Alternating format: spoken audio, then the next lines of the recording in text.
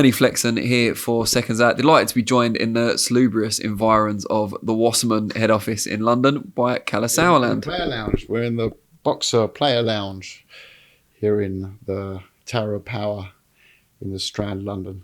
Being overlooked by Anthony Ogogo, the governor, and St George Groves, of course. I think I was there for that one. I'm not sure if I was there for Ogogo's one. Good times. But let's look to the present rather than the past, at least to kick off with. Chris Eubank Jr, I guess, is the question or the name on everyone's lips. What is next for the son of a legend after the Liam Smith fight fell through? Yeah, I mean, look, if fallen through, we've been told by Boxer that we've received the medical reports yesterday, or no, 2 days ago. I've got a call with Junior this evening. He's obviously over in a tough camp in Vegas. He's got Roy Jones there, David Hay there. He's very frustrated. If it couldn't happen to someone who's had more misfortune in boxing in recent times, it's just, you can't make it up, can you? We'll see. They've proposed to us a date that I'm going to mention right now, and we'll see if that works our end, if that works for Junior. There's obviously quite a few options on the table, as people are wildly speculating. Deals done, deals this, deals that. No deals done. No deals done for any other fight. And first, talk to Junior. And we'll see where we go from there. We've got to work out around him and his schedule. He took the rematch,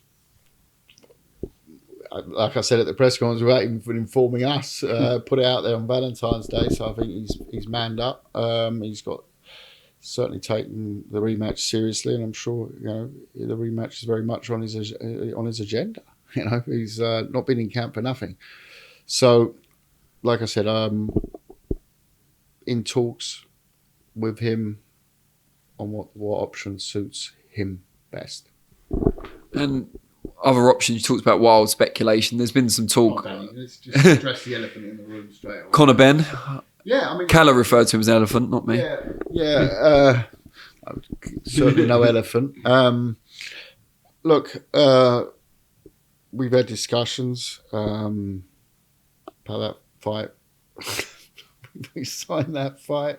Went a bit mad here. Conor Benn. Look, it's a fight that clearly we've signed to before. Clearly is a fight that's somehow destined one day to happen. Is that the next fight? I don't know.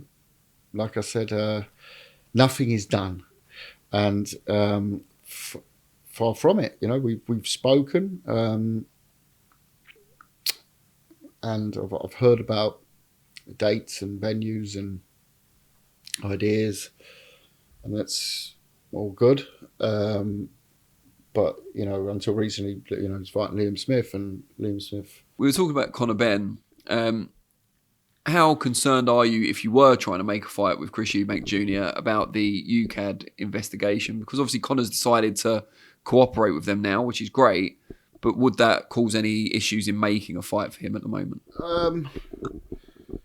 Dan, I believe in dealing with those things when there's something to evaluate. I'm not his rep. I'm Junior's rep. And in terms of if that fight came closer to being realised now, then of course, I want to take a closer eye on it. And, not just a closer eye, a vested interest in investigating that situation. But you just said yourself, it changes the whole time. What I've heard is that UCAD is or he's cooperating with UCAD, or UCAD and him are in an exchange. But again, I know that from the outside. This fight, as you've all seen, is speculated to take place outside of the UK, where we've been presented with, and everyone else been presented with, is that he's a free-to-fight fighter outside the UK. But at the same time, that's what I'm saying. It's something that people are saying it's a done deal. It's this, that, and the other, and it's almost talked about like it's happening, but it's far from that. So it's something the whole situation would only look at when it gets closer to it, and maybe there's a UK decision by then. Even I've wasted my time even looking at it. So that's what it is.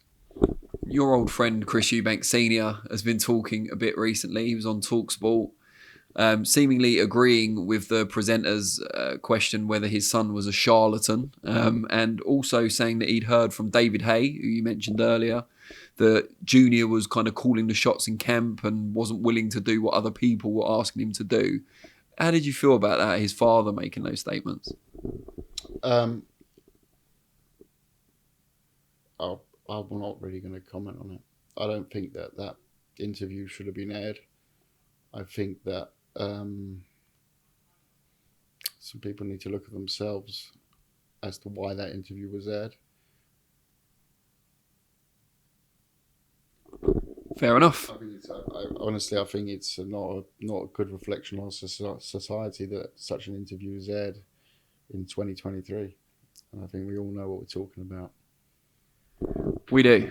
On that note, he didn't get 9 million to fight Yildirim, which I believe was in the. I didn't actually listen. I got it right. The interview was I couldn't listen to it because I have a lot of respect for Senior, and I didn't want to listen to the interview. And I don't think people should. So I'm not going to answer questions on it, but I did get one quote of it that he was paid 9 million to fight Yildirim. I can assure you it wasn't 9 million. It was 10, wasn't it? Just moving on from that, one fight that there has been a lot of speculation about. I actually spoke with John Fury yesterday, and he said it's almost over the line with the Sauerlands. And now I'm here with one of the Sauerlands. We're getting on well with Big John. No, we're getting close. We're getting close. Look, in that space. But I also think that this will interest a larger demographic of boxing followers. That fight is getting close. It's getting close, and it's part of something very, very big and special that we're trying to put together. We're not quite there yet, but it's targeted for the fall in the UK. And yeah. In that space, this is going to be the biggest thing that it has been seen. That's all I can say. I'm very excited about it. I can tell. And I'm very excited about the press conferences with Big John. Yeah, I can imagine. You have extra security, perhaps. Well, I'm beefing up. I'm a beef up phase at the moment, no. No chance against Big John. We'll talk about some of the movements in the heavyweight division in a minute, but you've obviously got Filip Hrgovic, long-time number one contender at the weight. Yeah. What's the latest with him? Well, when I'm a grandfather, eventually he'll get his shot. It sounds absolutely insane, and we had our man Chris Meyer over at the IBF convention a couple of weeks ago in Chicago. The fact is that it's coming up to a 3-year anniversary of the IBF mandatory. That anniversary, by the way, that mandatory was already a year late with COVID. So it's actually 4 years, right? So Herkovic, the letters went out in February 2021, I believe. March 2021 to fight the final eliminator. We all know the story with the final eliminator and the pullouts and purse bids with Michael Hunter and you name them, and then eventually Big Bang Zhang took the challenge in a very tough fight, a very close fight. And I know that some people saw it the other way, but results the result. It was a close fight. Certainly weren't a robbery. And we've all seen what Zhang has done since then. So I think it's a very credible win for Filip. And he's sitting there. And I don't like waking up in the morning because I'm worried about what Filip's going to tell me today, and I really don't have answers. I get that the rest of the boxing world will say, well, we don't give a shit about Filip Hrgovic. All we want to see is Usyk Fury. I understand that argument, but we've also been very patient in that we haven't gone legal, which would certainly other promoters would have done. We haven't gone legal on it. Filip was also fine with an interim that was offered at first. That situation then was taken away. Now it's like we don't even know where that is. Ultimately, the fight Usyk Fury that was being talked about since last October, well before the Del Boy fight, during the Del Boy fight, he was at the Del Boy fight. People expected it to be announced at the Del Boy fight in December. Like, here we are in June, and now there's talks about an offer going to be made shortly to Fury, and everyone is being held up by this. Now you got Dubois as the next mandatory from the WBA. A lot of talk about whether he's actually going to do that fight or not. Yeah, and if you haven't heard those rumours, you certainly aren't in boxing. Hopefully it does come off, because then it's very clear then that we're the next. But what happens if Dubois doesn't? Does he then get a voluntary, and then then he goes off and fights? How does that work? So it's a very horrible situation. Unfortunately, it's one that will either get solved or end up in the courts. Because it's wasting the best part of a fantastic athlete's career. Let's not forget, this is a man who won a bronze as a Croatian in the amateur boxing scene. As a Croatian, you don't get too many votes. It's not like the Eurovision Song Contest. He won a bronze as a Croatian. That's like winning the gold 5 times over. If you're a certain other nationalities, everyone knows how good Filip Hrgovic has been around the scene of boxing, and it's just unbelievable. The situation that's ongoing, and I think Daryl Peoples is a good president. He's a good man, and I'm sure he's going to do the right decision. And I get that everyone in boxing wanted to bend over backwards to get that unified heavyweight champ. That didn't happen. But we can't look at this as fans. We have to look at this as a representative of the leading contender, of the mandatory challenger. You ask 9 out of 10 people in boxing who should fight next as the next mandatory. If you're truthful, unless you're a diehard Dubois fan, you'd definitely say Filip Hrgovic has earned that shot more than Daniel Dubois has. Daniel's a very young man, a fantastic boxer, and he'll get his day. And maybe it's now. Maybe he gets his day now, and it's heavyweight boxing. Anything can happen. But if he does pull out, then it's a farce, because everyone knows that he had issues, and those issues will be made to look like lesser issues. But let's see. If he pulls out, he pulls out. And if he does, then there's clearly been a big setup and a big stitch up here. But we're ready. Just finally, because I know you need to make a move, we've seen you guys have got shows coming up both on DAZN and on Channel 5. What is popular guys? Very. What is the future in that regard with broadcasting? Is it certain types of shows on each one, or Channel 5 is very near and dear to our hearts, and I think we've done a great job in delivering some very good names and some very good fights. People forget a lot of the earlier fights we did on Channel 5 were big names coming back from a COVID layoff. Josh Kelly, we had to give him some easier fights before we built up to the big fight with Troy Williamson at the end of last year. But the names that we've attracted on the Channel 5 platform, the numbers have been insane. They weren't in a good place number-wise. We brought them back up to sort of 1.7 million on the last fight, which is fantastic.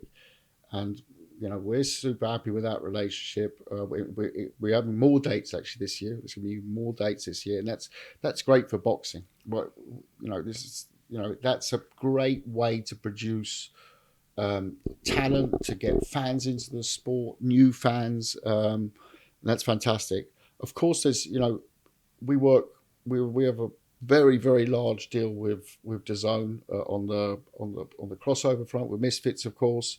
And look, we deliver quality cards, so that we work together with DAZN on certain cards. We have a growing stable internationally as well. So, we need that. We need as many outlets as we can possibly get. And DAZN is a fantastic partner. It's a platform that shows so much love to boxing and so much space for boxing and so much time for boxing. And you can't knock any of the broadcasters. The broadcasters are all involved in boxing. They're doing a great job because they're vested into boxing, whether it's Channel 5, DAZN, whether it's Sky, whether it's BT, soon to be known as TNT, in the UK, or the broadcasters around the world. It's very good, and it's often shame to see that broadcasters going or promoters going against each other. And I think you can often make big fights, and you just got to get the broadcasters to accept that you've got to sometimes do one fight on that platform, and then the other broadcaster might get that. And we've managed to do that for the last 23 years of our business, and worked well doing co-promotions and whatever. It's about just take a back seat, man. Don't let ego get in the way here. Make the fights. Brilliant. Pleasure to be joined by a very busy but always very insightful Kalle Sauerland.